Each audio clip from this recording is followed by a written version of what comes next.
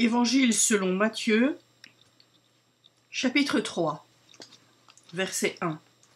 Or, en ces jours-là, Jean le baptiseur, prêchant dans le désert de la Judée et disant « Repentez-vous, car le royaume des cieux s'est approché. » Verset 5. Alors, Jérusalem et toute la Judée et tout le pays des environs du Jourdain sortaient vers lui, et ils étaient baptisés par lui dans le Jourdain, confessant leurs péchés. Verset 13. Alors, Jésus vient de Galilée au Jourdain auprès de Jean pour être baptisé par lui. Mais Jean l'en empêchait fort, disant « Moi, j'ai besoin d'être baptisé par toi, et toi, tu viens à moi ?» Et Jésus, répondant, lui dit « Laisse faire maintenant, car ainsi il nous est convenable d'accomplir toute justice. » Alors il le laissa faire.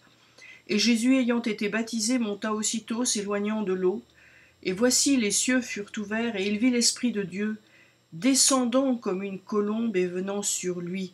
Et voici une voix qui venait des cieux, disant « Celui-ci est mon Fils bien-aimé, en qui j'ai trouvé mon plaisir. » Alors Jésus fut emmené dans le désert par l'Esprit pour être tenté par le diable. Et ayant jeûné 40 jours et 40 nuits, après cela, il eut faim.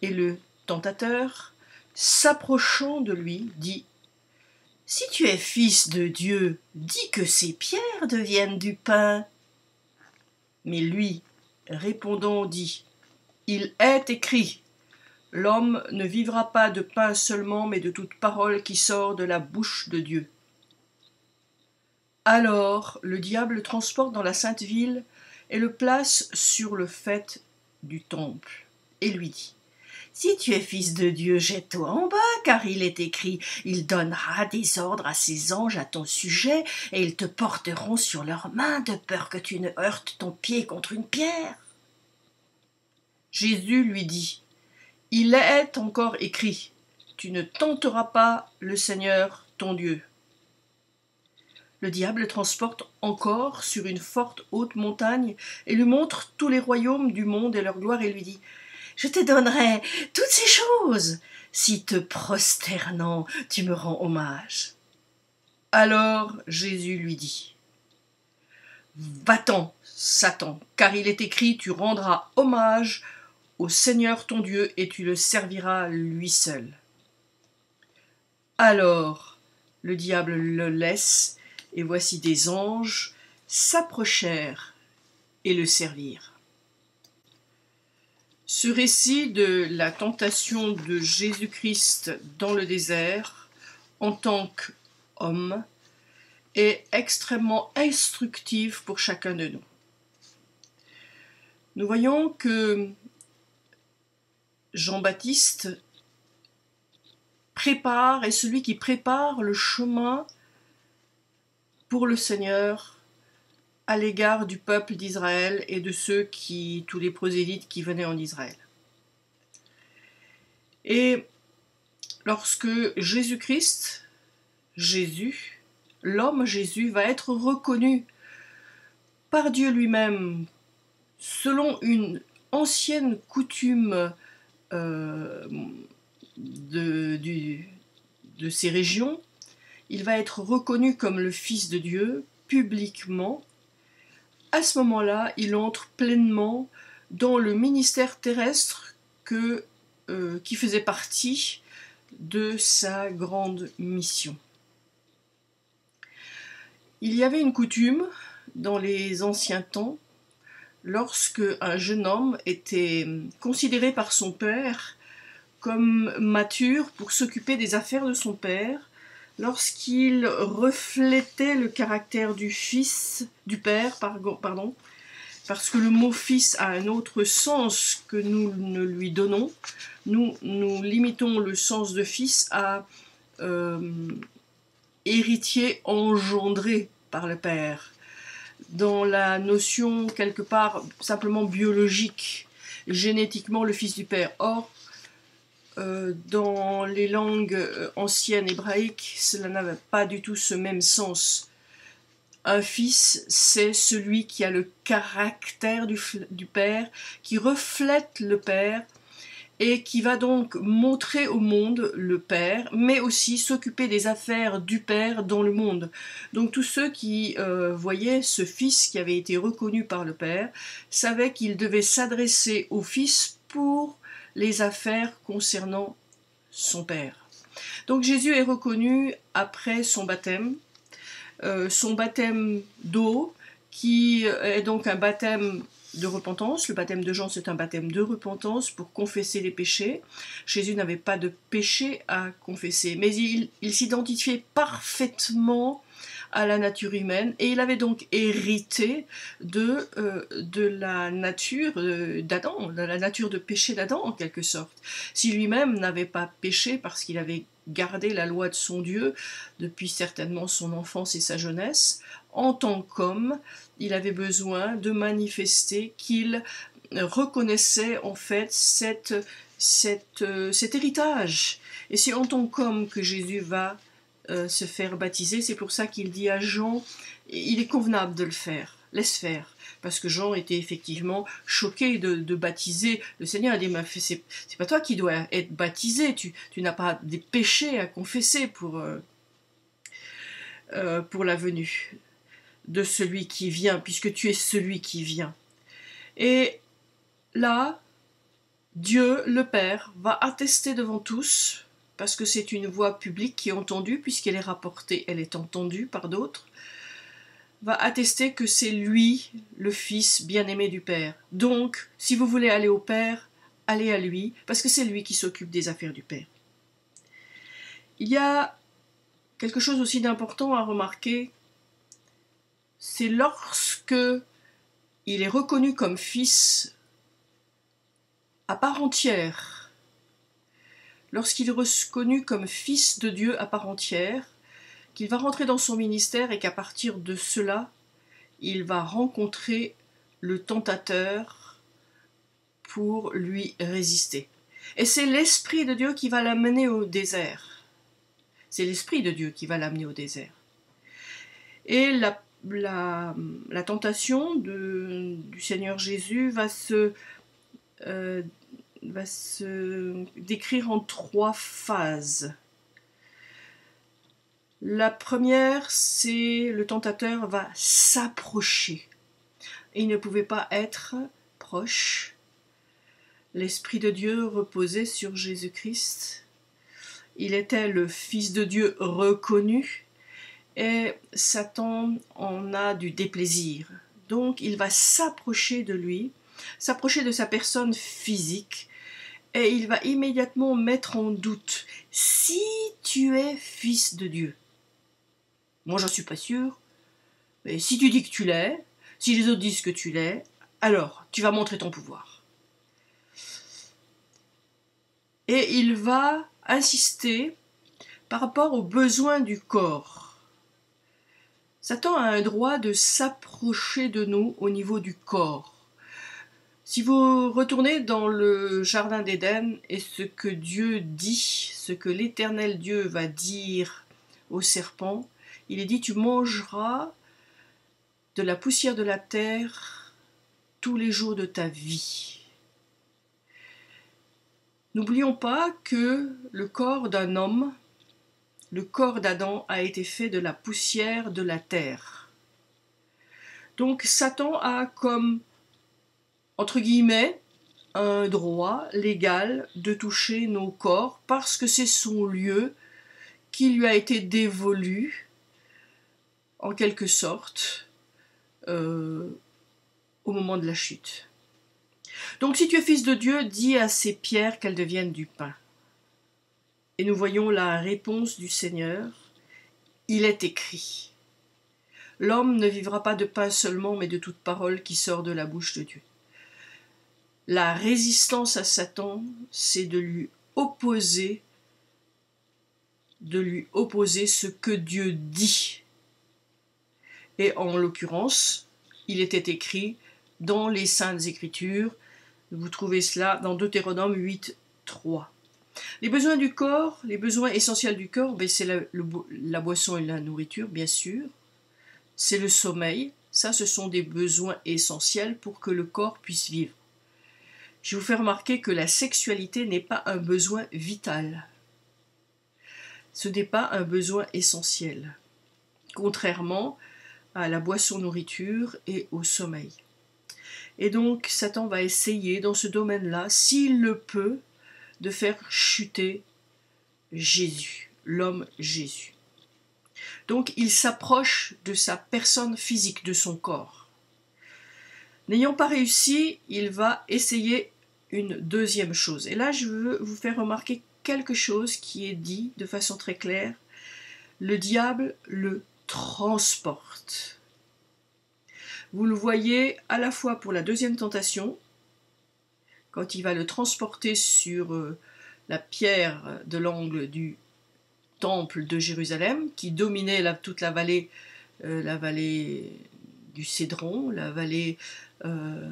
cette fameuse vallée appelée par les prophètes la vallée du carnage. C'est là où il y avait les idoles à Moloch, à Renfant, là où on offrait les sacrifices d'enfants. C'était là où on mettait tous les immondices de Jérusalem. C'était ce feu qui va brûler, qui brûle continuellement pour brûler les immondices, qui est appelé après par le Seigneur la géhenne, et dont on a fait l'enfer.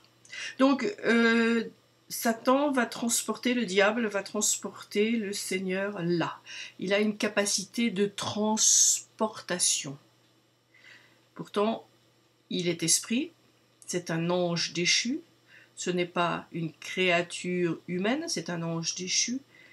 Il a cette capacité, en quelque sorte, de prendre le corps de Jésus et de l'amener, et la personne, et de l'amener là où il veut. Il fera la même chose dans la troisième tentation, mais là, il va le faire monter dans une dimension spirituelle plus élevée. Lorsque c'est le temple de Jérusalem, on reste encore dans le visible. Lorsque c'est pour lui montrer tous les royaumes de la terre et leur gloire, c'est dans le domaine de l'invisible. Satan habite les lieux célestes.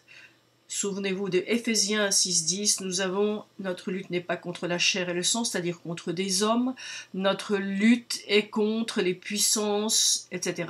Je vous laisse lire, qui sont dans les lieux célestes. Donc pour la deuxième tentation, Satan va encore venir sous-entendre « si tu es fils de Dieu ». Et puis il reprend la méthode qu'a utilisée Jésus de dire « il est écrit ». Et il va citer le psaume 91, versets 11 et 12,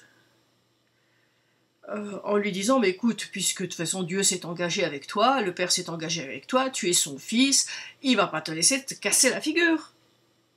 Et là, en quelque sorte, Satan ne va pas toucher le corps, mais il va toucher l'âme du Seigneur. Et d'ailleurs, la vie, puisque si un homme se jette d'une très haute hauteur, il va forcément mourir. Les grandes fonctions de l'âme, vous le savez tous, c'est bien toute la dimension cognitive, réfléchie, rationnelle, l'intellect. Une autre dimension, c'est la volonté. Et la troisième grande dimension, il y en a d'autres, c'est tout l'affect, toutes les émotions. Donc là, Satan va essayer de toucher l'âme du Seigneur. Et encore une fois, il n'y réussira pas. Jésus va résister. Jésus, il est homme, il est en tant qu'homme, il est tenté en tant qu'homme. Ne l'oublions pas, rappelons-le, pour bien comprendre la situation. Et Jésus va lui dire, tu ne tenteras pas le Seigneur ton Dieu. C'est-à-dire que tu ne vas pas dire à Dieu, tu as dit ça, donc il faut que tu fasses ça, même si moi, je fais ce qui me plaît. Et là, Satan touche un point essentiel de la vie de Jésus. C'est que Jésus-Christ, et nous le voyons dans l'évangile de Jean, répète de nombreuses fois qu'il ne faisait rien d'autre que ce que le Père lui montrait. C'est-à-dire que Jésus ne faisait rien par lui-même. Non pas qu'il n'était pas été capable, puisqu'il était fils de Dieu, mais en tant qu'homme, et fils de Dieu. Il restait dépendant complètement du Père, puisqu'il était venu accomplir la mission que le Père lui avait donné de faire.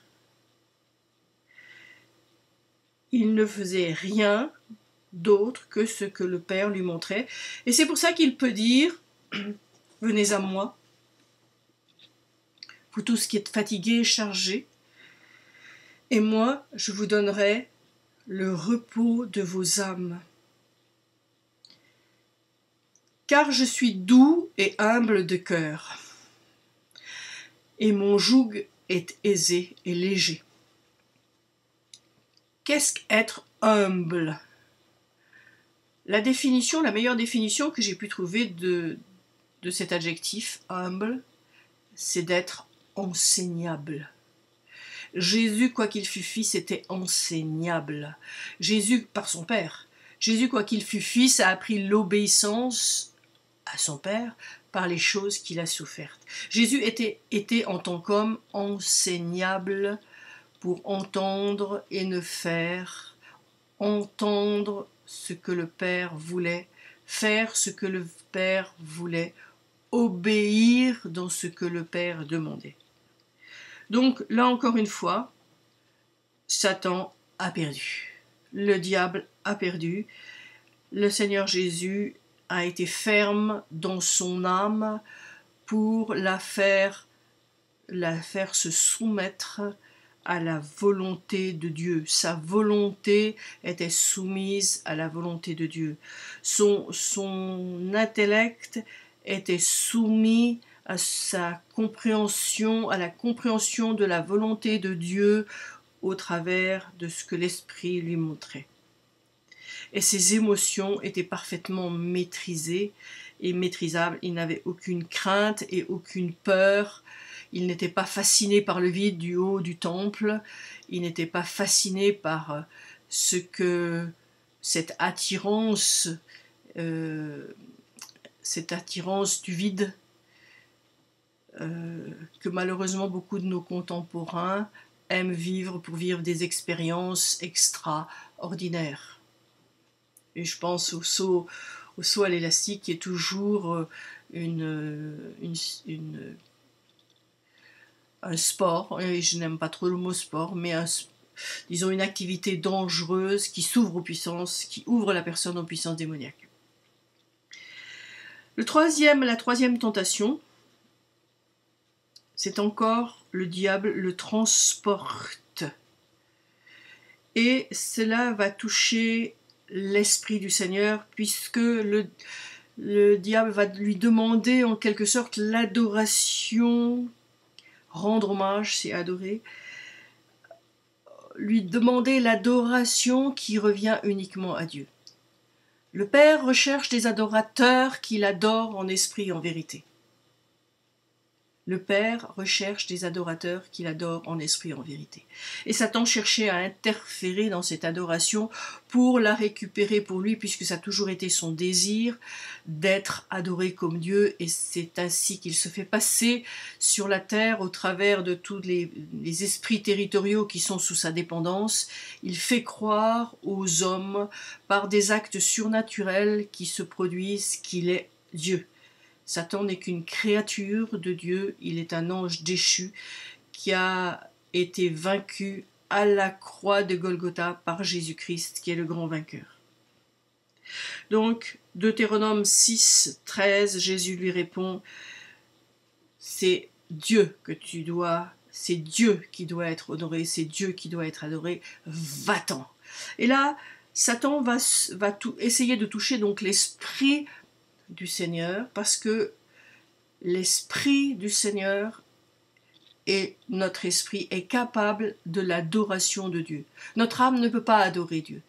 Dieu cherche des adorateurs qui l'adorent en esprit, c'est-à-dire avec leur esprit. C'est mon esprit qui adhère à la volonté de Dieu, se soumet à la volonté de Dieu, écoute la volonté de Dieu, adore Dieu, lui rend la gloire, l'honneur et la puissance qui lui reviennent. Mon âme ne peut qu'accompagner l'esprit par exemple, eh bien, la musique, la louange, les paroles des chants, voilà, c'est mon âme qui va, et mon corps qui vont traduire la danse, par exemple, vont traduire l'adoration à Dieu. Mais l'adoration, la véritable adoration, elle prend place dans mon esprit, en premier lieu. Donc, et pour terminer, si nous regardons l'ensemble de cette tentation, en fait, elle est un modèle pour nous, pour savoir ce qui va se passer avec nous dès l'instant où nous sommes remplis du Saint-Esprit, baptisés dans cet esprit, Saint-Esprit qui a été répandu à la Pentecôte sur le corps de Christ. Lorsque nous rentrons dans cette dimension-là, forcément, nous allons rencontrer Satan. Il n'y a rien d'anormal à ce que nous rencontrons Satan. Au contraire, si le Maître a été ainsi, nous serons ainsi. Je voudrais vous faire encore remarquer quelque chose, c'est que lorsque Satan va être obligé de laisser Jésus, parce que Jésus lui a dit « Arrière de moi Satan, va-t'en », il est dit que les anges s'approchèrent et le servirent. Les anges de Dieu sont ceux qui sont envoyés en faveur de ceux qui vont à hériter du salut. Vous trouvez cela dans l'Hébreu. Nous avons autour de nous des anges qui sont donnés par Dieu, qui nous sont donnés par Dieu pour nous servir. Ce n'est pas notre rôle de nous en occuper, de les rechercher ou encore moins de les adorer. Non, ils sont donnés comme des serviteurs pour nous aider dans la mission qui est la nôtre, qui est unique pour chacun. Et vous voyez bien qu'ils ne peuvent s'approcher et nous servir, que lorsque le diable est loin de nous. C'est pour ça que nous avons cet ordre de résister au diable et il s'enfuira de vous. C'est très simple. Résister au diable et il s'enfuira de vous. Jésus pouvait dire, avant d'être livré, que Satan n'avait rien en lui. Et nous devrions pouvoir tous dire la même chose. Satan n'a rien en moi, ni dans mon corps, ni dans mon âme, ni dans mon esprit, ni dans ma vie. Remarquez encore le phénomène de la transportation. C'est-à-dire d'entrer dans une dimension spirituelle avec notre personne, avec notre corps ou sans notre corps, mais bref, que notre être est transporté dans une dimension spirituelle. Ça, c'est l'œuvre du diable. Et ne vous laissez pas tromper par des choses surnaturelles. Le surnaturel n'est pas garanti être de Dieu. Le surnaturel, c'est quelque chose simplement qui est de l'ordre de l'invisible. Et comme nous sommes avant tout des êtres spirituels, nous sommes à même de percevoir l'invisible. Sauf que Dieu a mis une séparation entre ces deux choses, entre le monde des ténèbres et le monde de la lumière. Et vous ne pouvez pas avoir un pied dans le monde des ténèbres et un pied dans le monde de la lumière. Dieu se révèle par des visions, des songes, par des rêves, par différentes manières. Il se révèle et nous voyons par exemple l'apôtre Paul qui a été élevé en esprit, donc transporté en esprit dans le ciel. Il a entendu des paroles ineffables. Nous voyons l'apôtre Jean dans l'Apocalypse où l'ange va lui dire, non, il entend une voix plutôt, il entend une voix qui lui dit monte plus haut. Vous voyez, c'est l'élévation, ce n'est pas l'enlèvement. Voilà, l'enlèvement, la théorie démoniaque de l'enlèvement a récupéré des principes justes de la Bible et l'a transformé. Nous pouvons être ravis en esprit, et le mot anglais c'est rapture. Rapture, c'est le ravissement, c'est l'extase. Ça, oui, c'est une dimension spirituelle juste en Dieu, à laquelle tout enfant de Dieu, tout fils de Dieu est appelé à expérimenter. Souvenez-vous donc bien, Satan s'approche du corps et cherche à toucher le corps. Si tu es fils de Dieu, il va chercher par une dimension surnaturelle, je mets entre parenthèses tout l'occultisme, Si tu es fils de Dieu, il va essayer de toucher notre âme. Et la réponse est toujours la même, dire ce que Dieu dit. Enfin, il va essayer une tentation plus subtile, qui est beaucoup plus difficile peut-être à discerner, mais qui est subtile, c'est que on soit amené à lui rendre un culte, à lui rendre une adoration. Et je pense à cette période de Noël tout particulièrement, où en fait les chrétiens rendent une adoration à Satan sans qu'ils s'en rendent compte. C'est-à-dire, ils croient adorer le vrai Dieu, et en fait, ils célèbrent Satan. Et je vous renvoie là aux vidéos qui ont été faites. Est-ce que Noël est une fête chrétienne que vous trouvez sur le net à plusieurs endroits. Shalom. C'était Déborah Esther Lieber, le ministère de l'Alliance et Parole de Vie.